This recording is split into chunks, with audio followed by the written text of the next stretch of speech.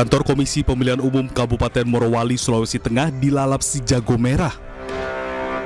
Kejadian berawal saat KPU tengah menggelar rapat pleno. Tiba-tiba lampu di dalam ruangan padam dan terlihat api di sudut gedung kantor KPU. Petugas KPU, TNI, dan Polri yang berjaga di lokasi berhamburan untuk menyelamatkan kotak suara hasil pemilihan kepala daerah yang baru saja digelar. Sementara api semakin membesar di atas atap kantor KPU Morowali. Nah, pada saat rapat, tiba-tiba lampu mati. Lampu mati, ada suara letupan. Kemudian setelah rapat pada lari keluar, melihat ternyata di sudut kiri kantor KPU itu ada asap, kepulan asap. Ya, disitulah awal mulanya terjadi kebakaran. Habis itu kita koordinasikan dengan Damkar sudah datang.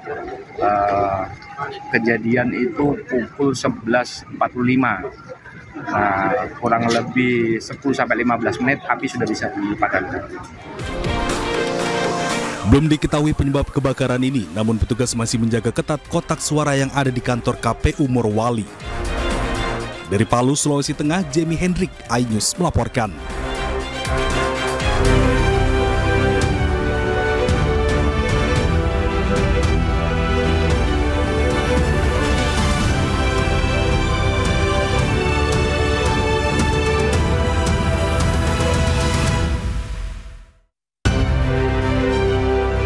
Korban dugaan pelecehan seksual oleh pria disabilitas di Mataram, Nusa Tenggara Barat dilaporkan diduga bertambah menjadi 13 orang. Timnas Indonesia menggelar pertandingan uji coba dengan Bali United di Stadion Kapten Iwayan Dipta Gianyar, Bali jelang Piala AFF.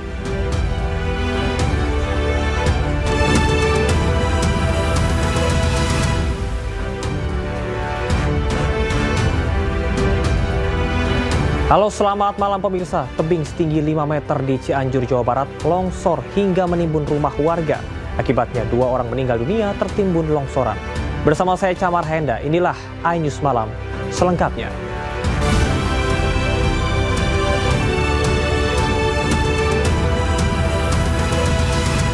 RT Ciamas, perbatasan Kertasari, rumah tertimpa longsor.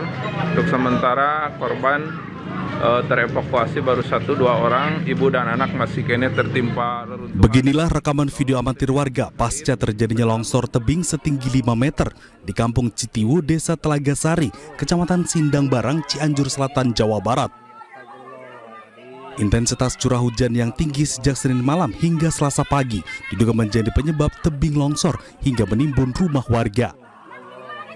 Petugas dibantu warga berusaha mengevakuasi para korban yang tertimbun material longsor yang merupakan satu keluarga.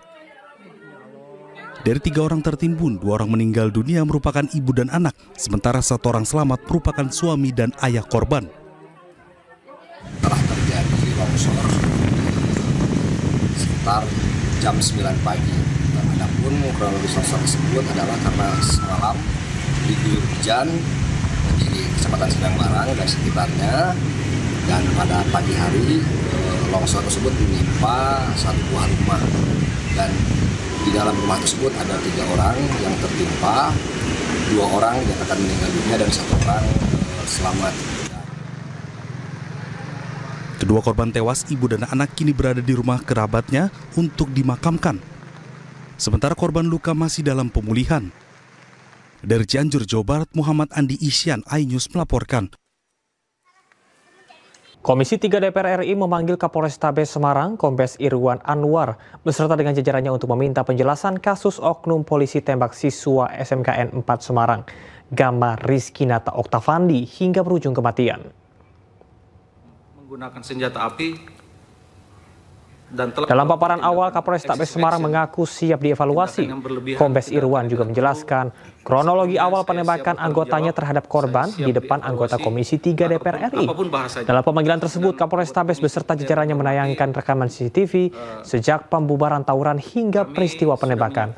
Sementara itu, Kabid Propam Polda Jawa Tengah, Kombes Pol Aris Supriyono menjelaskan, awal peristiwa penembakan terjadi waktu yang berbeda, bukan saat pembubaran tawuran. Penembakan terjadi setelah pembubaran tawuran saat korban dan teman-teman melarikan diri.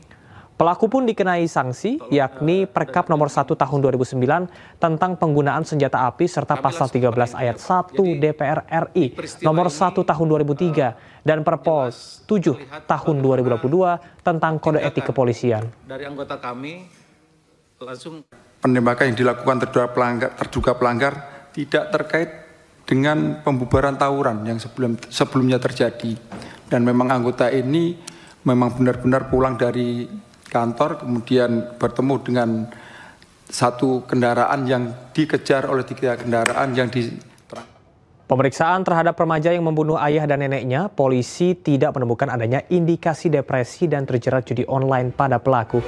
Informasi selengkapnya akan kami hadirkan untuk Anda, tetaplah di iNews Malam.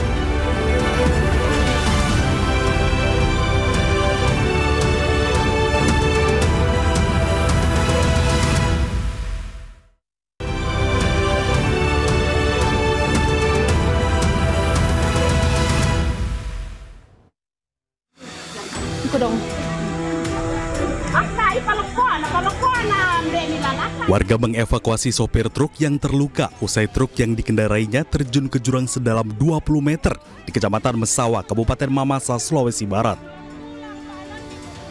Truk pengangkut gas LPG 3 kg ini melaju dari arah Kelurahan Mesawa menuju Desa Sepang. Namun saat melintas pengemudi hilang kendali hingga terjun ke jurang. Sebagian tabung gas yang diangkut mobil tersebut terbawa arus sungai, sementara mobil kini masih berada di bawah jurang. Pihak Satlantas Polres Mamasa dibantu warga berupaya mengevakuasi mobil tersebut. Informasi bahwa kendaraan ini adalah pengangkut gas LPG yang berjumlah sekitar kurang lebih 561 tabung atau gas LPG yang kurang lebih 300-nya ikut terbawa di sungai. Sementara supir truk yang mengalami luka ringan dibawa ke Rumah Sakit Umum Polewali Mandar untuk mendapatkan perawatan medis. Dari Mamasa, Sulawesi Barat, Friendly, iNews melaporkan.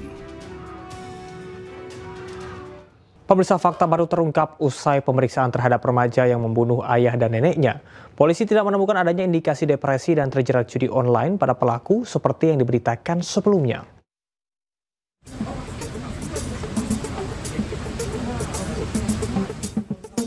Peristiwa pembunuhan yang dilakukan remaja 14 tahun berinisial MAS terhadap ayah dan neneknya menggegerkan masyarakat. Dari penyelidikan sementara, polisi tidak menemukan adanya indikasi judi online ataupun depresi di ponsel MAS. Polisi juga mengungkap bahwa pelaku merupakan anak yang sopan dan baik.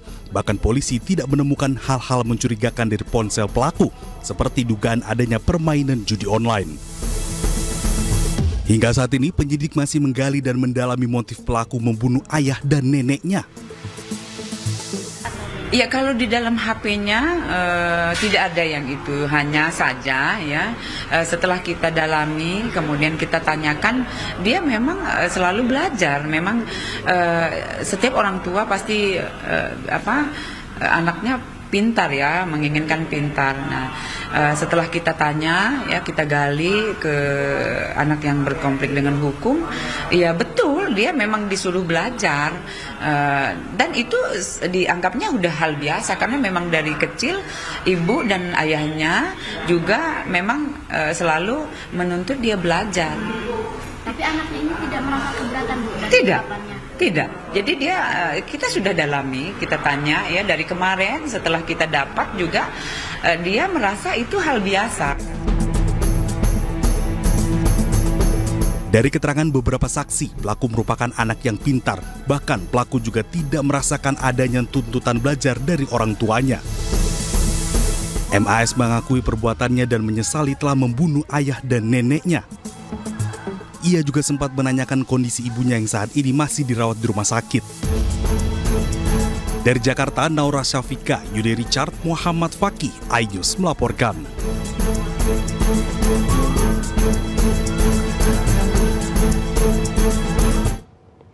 Menteri Perlindungan Anak Arifatul Khairi Fauzi menemui MAS, pelaku pembunuhan ayah dan neneknya di Lebak Bulus, Jakarta Selatan. Menteri Perlindungan Anak sempat menahan tangis saat diminta menceritakan pertemuannya dengan pelaku.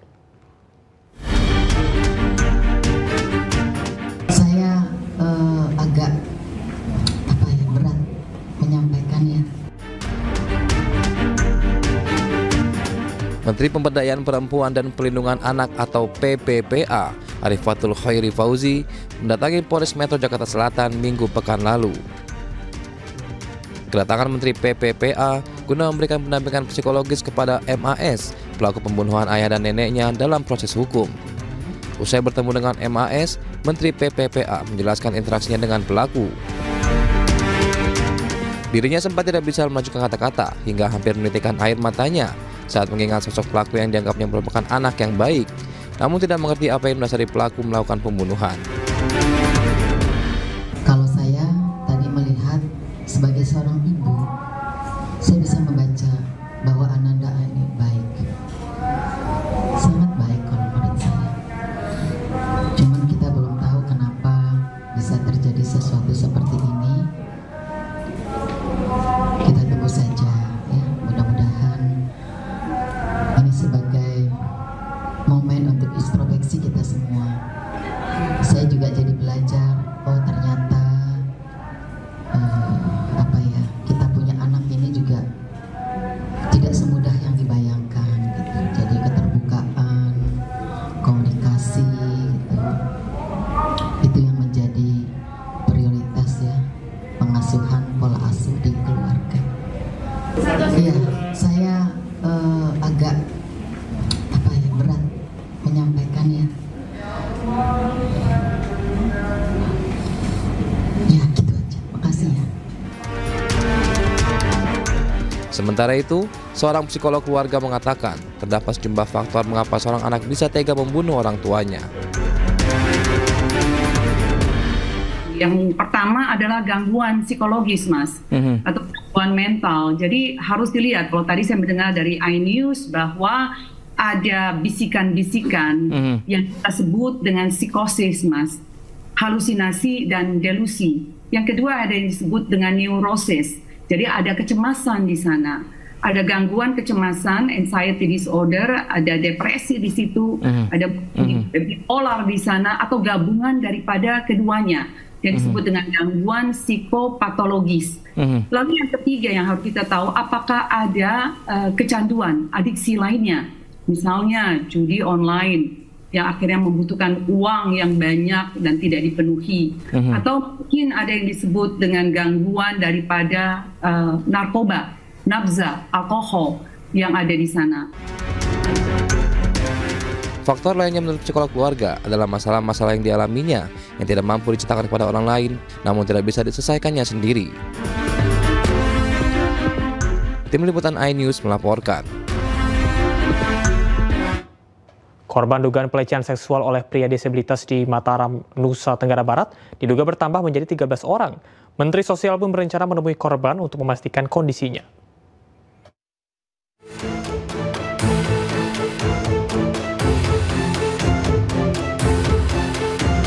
Korban dugaan pelecehan seksual oleh IWAS alias Agus Buntung, seorang pria disabilitas di Mataram, Nusa Tenggara Barat, dilaporkan bertambah menjadi 13 orang.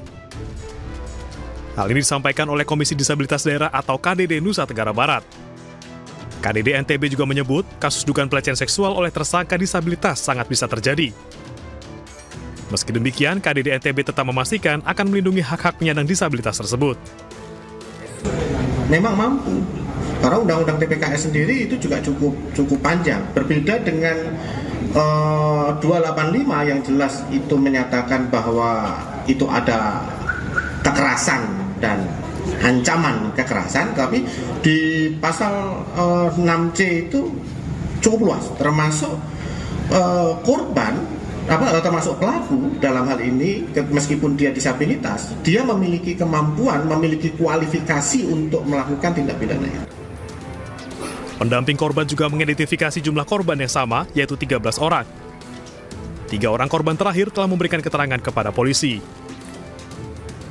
Ya, jadi per hari ini kami sudah mengidentifikasi sejumlah 13 korban, tapi memang dari 13 korban ini beberapa memberikan keterangan ke kepolisian. Jadi sebelumnya ada pelapor dengan 2 orang korban yang bersedia menjadi saksi, tapi per hari ini ada 3 lainnya yang kemudian memberikan keterangan ke kepolisian, seperti itu.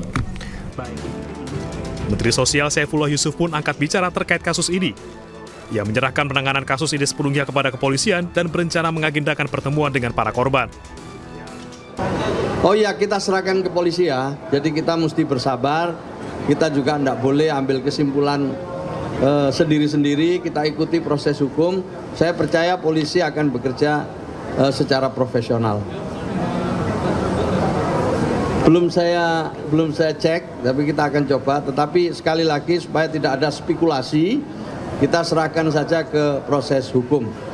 Kita percayakan kepada polisi, ya.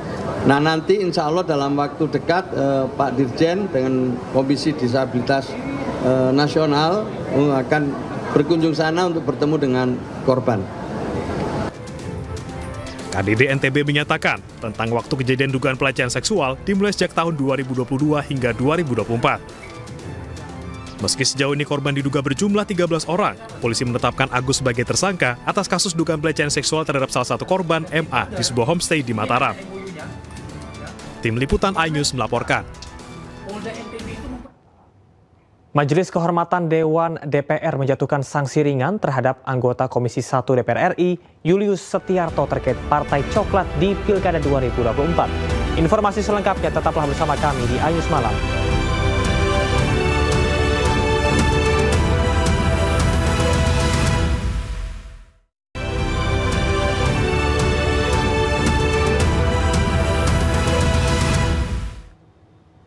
Terima kasih Anda masih di iNews Malam bersama saya Camar Haenda. Pasangan Cagup-Cawagup Jakarta Pramono Rano unggul sementara pada rekapitulasi tingkat kecamatan. Pram Rano unggul di 42 kecamatan dari total 44 kecamatan yang ada di Jakarta.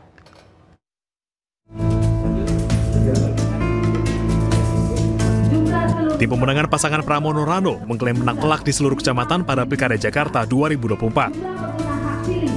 Pramono Rano memperoleh suara sebanyak 50,07% dari total jumlah suara. Dengan kata lain, pasangan Pramono Rano unggul di 42 kecamatan dari total 44 kecamatan yang ada di seluruh wilayah Jakarta. Pramdul memperoleh suara 2.183.239 suara.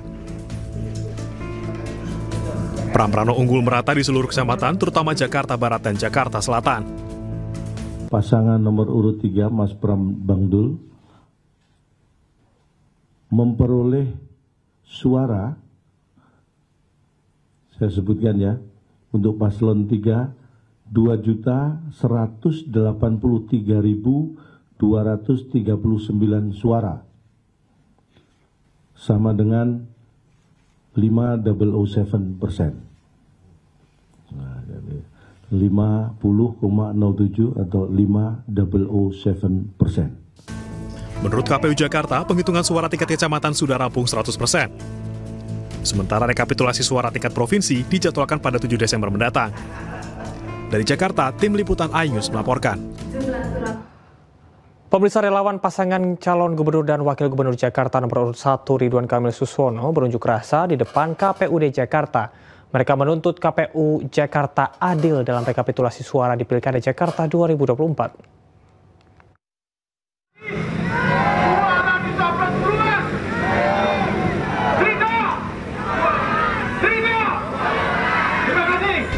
Masa pendukung pasangan Ridho menyampaikan keluhannya kepada KPU Jakarta atas penyelenggaraan Pilkada 2024. Mereka menilai banyak ketidakadilan yang terjadi dalam Pilgub Jakarta. Arif Rahman selaku koordinator relawan dan Ormas Ridho menganggap ada ketidaktransparan dan manipulasi dalam Pilkada Jakarta, salah satunya di wilayah Jakarta Timur. Adanya titik manipulasi ini.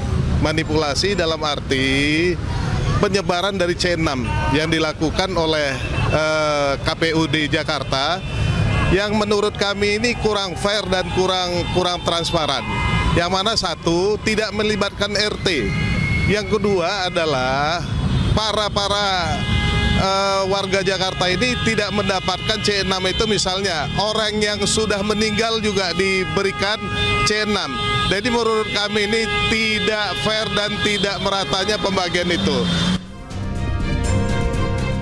Sementara itu, Komisioner KPUD Jakarta Astri Megatari menyatakan KPUD Jakarta masih menunggu rekomendasi dari Bawaslu terkait dugaan kecurangan yang dilaporkan tim Ridho.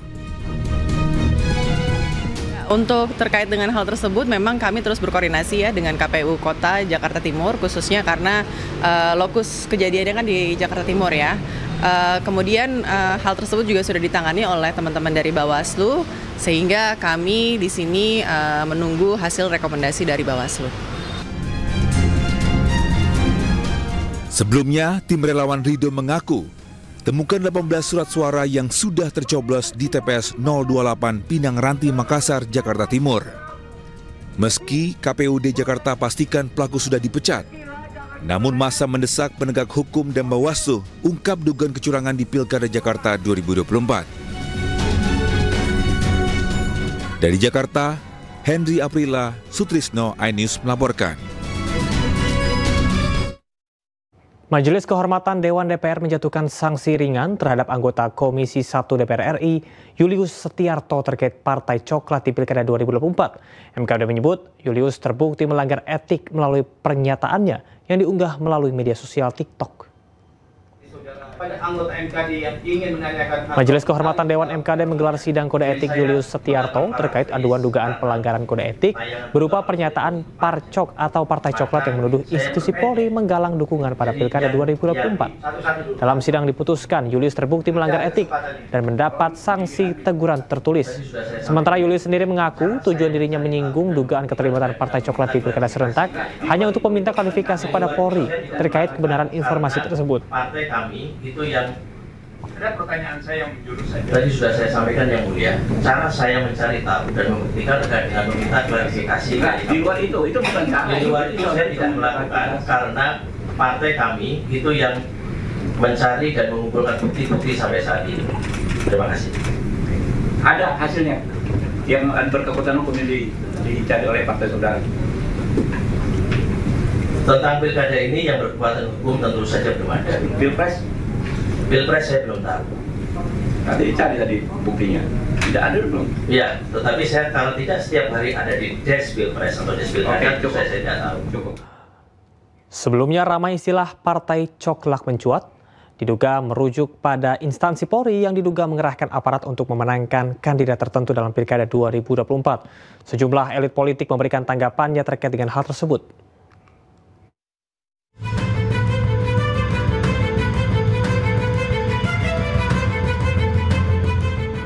Netralitas aparat dalam kontestasi pemilihan umum kembali dipertanyakan. Istilah Partai Coklat diduga merujuk pada instansi Polri. Salah satu yang kencang menyuarakan soal istilah Partai Coklat, yakni anggota Komisi 1 DPR RI, Yoyok Rio Sudibyo. Hal tersebut disampaikan secara terbuka di forum rapat Komisi 1 bersama Menteri Pertahanan Syafrin Syamsuddin dan Panglima TNI Jenderal Agus Subianto. Di media ini yang lagi kencang-kencangnya ini Pak, katanya ada partai baru. Apa partai baru? Partai Coklat. Nggak mungkin kalau kita nggak tahu kok. Nah, mau sampai kapan netralitas TNI ini Pak? Saya tahu Pak, netralitas TNI dalam politik itu netralitas untuk negara. Paham Pak. Tapi kalau pencetakan pimpinan-pimpinan yang melalui demokrasi ini melahirkan pimpinan yang nggak benar, mau sampai kapan? Istilah Partai Coklat juga mencuat setelah Sekjen PDIP Hasto Kristianto menyampaikan kekhawatirannya terkait dugaan pengarahan aparat untuk memenangkan kandidat tertentu dalam Pilkada 2024. Ketika kami mempersoalkan tentang fenomena Partai Coklat, fenomena bagaimana Jokowi terus digerakkan oleh ambisi-ambisi kekuasaan demi kepentingan keluarga dan pribadi, dan kemudian membuat suatu norma-norma baru sehingga kepolisian Republik Indonesia yang seharusnya mengabdi kepada merah putih, loyal kepada Presiden Prabowo Subianto, di dalam praktek banyak disalahgunakan untuk kepentingan politik praktis. Sementara Ketua 3 DPR RI Habibur Rahman membantah tudingan sejumlah pihak yang menyebut ada Partai Coklat atau pengarahan aparat kepolisian. apa yang disampaikan oleh segelintir orang terkait parcok dan lain sebagainya itu kami kategorikan sebagai hoax, ya. Dan ada juga anggota DPR yang menyampaikan hal tersebut. Orang tersebut bahkan sudah dilaporkan ke MKD, ya. Karena kami juga anggota MKD, ya. Orang tersebut sudah dilaporkan ke MKD. Kami ingin meminta keterangan beliau apa yang menjadi bukti. Sementara Presiden RI ke-7 Joko Widodo menanggapi soal Partai Coklat dengan meminta untuk dibuktikan bukan hanya tuduhan. Dibuktikan saja, jangan hanya tuduhan-tuduhan, karena kan ada dilaporkan saja ke Bawaslu, kan ada mekanismenya, atau dibawa ke MK, kan ada mekanismenya. Meski demikian, istilah Partai Coklat mencuat bisa saja sebagai pengingat institusi Polri, sebagai aparat keamanan sipil dan penegak hukum, atau memang hanya tuduhan tanpa dasar. Tim Liputan iNews melaporkan. Sementara itu, Ketua Komisi 3 DPR RI Habibur Rahman menyatakan bahwa usulan PDI Perjuangan terkait posisi Polri di bawah TNI atau Kemendagri ditolak. Habibur Rahman menyebut mayoritas fraksi di Komisi 3 tegas menolak usulan tersebut. Ya, sudah mayoritas fraksi ya yang di Komisi 3 menyampaikan 7 dari 8 fraksi menyatakan tidak sepakat dengan usulan tersebut. Ya. Dalam dialog program Rakyat Bersuara iNews TV, pakar hukum tata negara Ferry Amsari menyebut bahwa ada indikasi kecurangan dan pengerahan aparat dalam Pilkada Banten yang menyebabkan jumlah suara pasangan Airin Ade berubah drastis. Sementara itu, Ketua Umum Lingkar Nusantara Hendar Sambarantoko mengatakan bahwa kekalahan Airin di Pilkada Banten terjadi karena stigma buruk keluarga Airin di mata rakyat Banten. Indikasi misalnya Banten ya yang sedang heboh ya, yang karena angkanya tidak masuk akal ya. Itu Pak Datua Tif adalah fenomena keajaiban ke-7 dunia. Sudah jadi ke-8 ya karena di Banten. Di Banten. Kenapa? Kenapa? Karena nalar ilmiah itu dilanggar semua. Tidak ada dalam perspektif ilmiah perpolitikan terutama pemilu orang bisa dijungkir balikkan dalam hitungan sampai 1 bulan. Catatan saya dengan teman-teman untuk kasus Banten adalah ini sederhana penjelasan dimulai. Nanti rahasia-rahasianya nanti kita akan launching juga. Oh, ini belum di launching nih ya? Yang bagian Banten ini yang... Ini pertama kali Rakyat Bersuara nih? Karena hari H ya. Karena hari H. Bawaslu Provinsi Banten mengeluarkan indeks kerawanan pilkada mereka sendiri. Oh, itu luar biasa catatannya, TPS mana yang bermasalah, TPS mana yang perlu diperhatikan karena ada teman-teman disabilitas, ada potensi bentrok antara pendukung dan segala macam. Jumlahnya itu mungkin sekitar 12.000 lebih TPS ya. Tapi Polda Banten mengeluarkan indeks kerawanan pilkadanya sendiri. Padahal dalam perspektif kepemiluan kita ketahui bahwa penyelenggara lah yang menentukan itu, nanti polisi lah yang mengamankan. Tapi ini polisi mengeluarkan sendiri. Apa artinya Anda membaca ini? Dugaan kami, ini dugaan. Ya. Dugaan kami, ini titik-titiknya sudah ditentukan untuk dikerahkan aparat agar aparat bisa terlibat dalam kecurangan. Ada 138 TPS yang diduga rawan dan sangat rawan oleh Polda Banten. Nah, berapa banyak jumlah aparat yang dikerahkan selama proses hari H, mendekati hari H? Hampir sekitar 22.000 aparat yang terdiri dari 4.000 kepolisian, 1.500 TNI, 21.000 Linmas, 120 Brimob. Data detailnya nanti kami bicarakan. Contoh seperti di Banten, ya. Di Banten itu, ya, kalau kita lihat secara psikologisnya, bahwa dinasti yang berkuasa di sana sudah 20 tahun lebih. Ya. Masyarakat di sana dari artinya 20 tahun yang lalu ini berkembang. Anda tahu ada di sana daerah urban dan juga daerah modern, BSD dan lain sebagainya sampai ke pelosok-pelosok. Ya kan? Yang mereka lihat itu stigma yang ada pada sosok yang ditampilkan pada saat itu. Ketika orang melihat seorang Airin, yang dilihat bukan cuma Airinnya, tapi yang dilihat adalah suaminya, itu Bagus Wawan. Yang dilihat kakak iparnya, Atut. Yang kedua-duanya notabene adalah mantan terpidana korupsi. Itu yang pertama. Tadi menarik, kalau seandainya surveinya tiba-tiba berubah, yang tadinya Airin tinggi 77%, kan jomplang sekali, tiba-tiba kemudian berbalik pada saat pilkada, bagaimana penjelasannya? Banyak sekali teori yang mengatakan hal tersebut. Banyak sekali contoh kasus ya di beberapa daerah, kepala-kepala daerah yang... Teorinya apa, Mas? Coba, tadi banyak sekali teori, kan kasih satu aja teorinya. Ahmad Ali di Sulteng. Ahmad Ali jelaskan nama publik. Ya, bisa kita jelaskan bahwa di sana dia leading, kemudian dia kalah.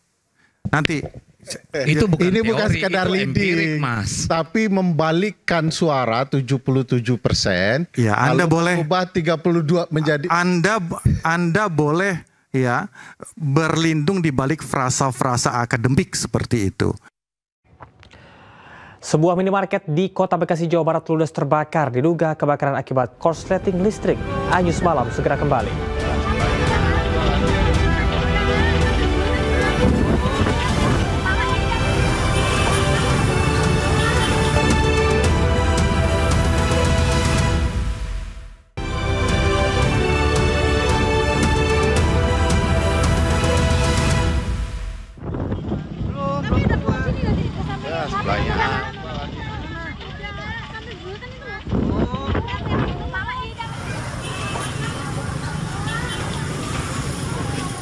Inilah rekaman video amatir warga, terlihat kobaran api dan asap tebal dari atap sebuah minimarket yang terletak di Jalan Raya Kartini, Kelurahan Margahayu, Kecamatan Bekasi Timur, Kota Bekasi, Jawa Barat. Api yang membesar langsung merembet ke bangunan minimarket tersebut.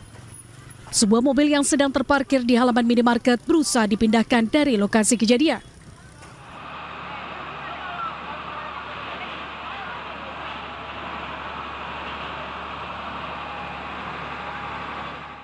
Kebakaran diduga akibat korsleting listrik pada bagian gudang dan merembet pada bagian lainnya. Saat kebakaran terjadi, minimarket masih melayani pembeli. Penggusuran karyawan itu disebabkan oleh gas juga. Jadi dari gudang keluar api, turun ke plafon, jatuh ke bawah, meledak. Unit yang diterjunkan dari Pemkot Bekasi, 3 unit pom air dan 3 unit dari rescue. Alhamdulillah untuk kanan kirinya aman. Sementara itu, untuk mengetahui penyebab pasti kebakaran, pihak kepolisian dari Polres Metro Bekasi Kota langsung melakukan olah TKP dan meminta keterangan sejumlah saksi serta karyawan minimarket. Kasus kebakaran masih dalam penyelidikan petugas Polsek Rawalumbu dan Polres Metro Bekasi Kota. Dari Bekasi, Jawa Barat, Rahmat Hidayat, iNews melaporkan. Pemirsa, Kamar Dagang dan Industri Indonesia menyelenggarakan forum anggota luar biasa ALB Prarapimnas Kadin Indonesia 2024. Forum ini dilaksanakan untuk menampung aspirasi dari para pengusaha di bawah naungan Kadin.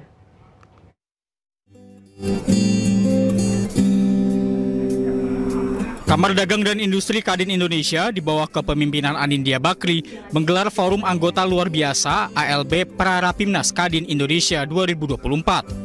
Forum yang dihadiri ratusan asosiasi ini dilaksanakan untuk menampung aspirasi dari para pengusaha yang nantinya akan disalurkan kepada pemerintah. Ketua Umum Kadin Indonesia, Anindya Bakri, menyampaikan Rapimnas akan fokus menghasilkan rekomendasi terbaik untuk mendukung Astacita pemerintahan Prabowo Gibran.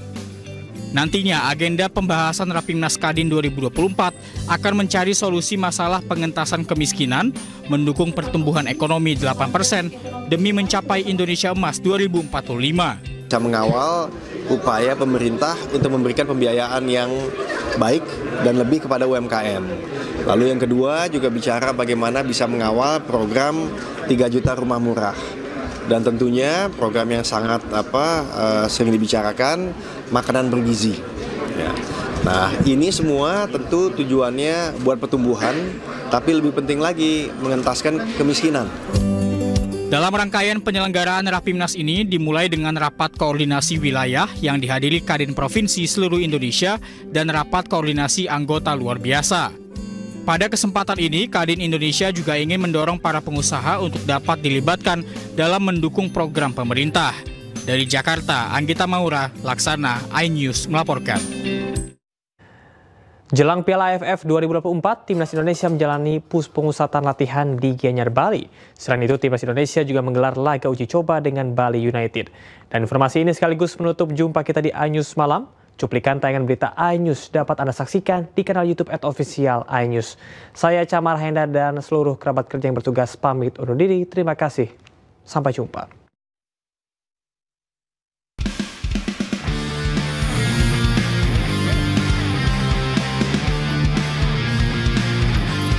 Jelang Piala AFF 2024, Timnas Indonesia menggelar laga uji coba dengan Bali United.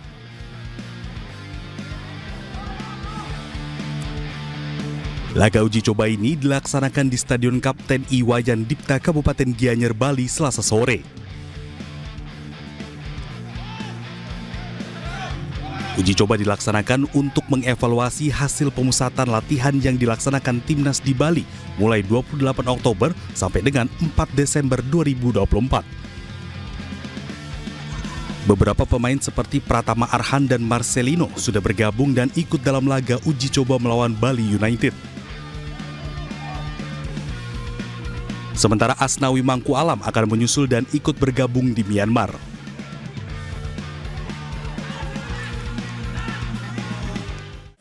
Total yang sudah bergabung 23 pemain.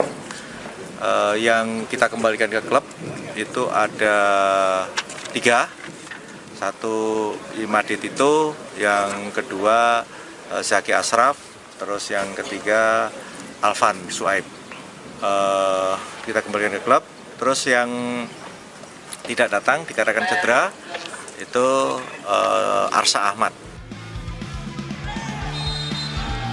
Setelah menjalani pemusatan latihan di Bali, Timnas Indonesia akan segera bertolak ke Myanmar.